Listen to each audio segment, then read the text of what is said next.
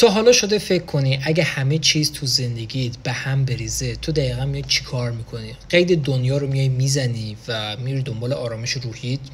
حالا فرض کن این کارو کردی ولی بیای بفهمی حتی اونجا هم از خودت و وسوسه هات نمیتونی فرار کنی؟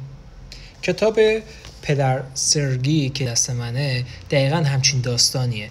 قصه یه شاهزاده مغرور که وقتی نامزدش بهش خیانت میکنه همه چیز رو ول میکنه، میره تو دل کلیسا راهب بشه تا شاید تو معنویت گم بشه، اما زندگی همیشه یه راهی پیدا میکنه که دست آدم رو بیاد رو کنه.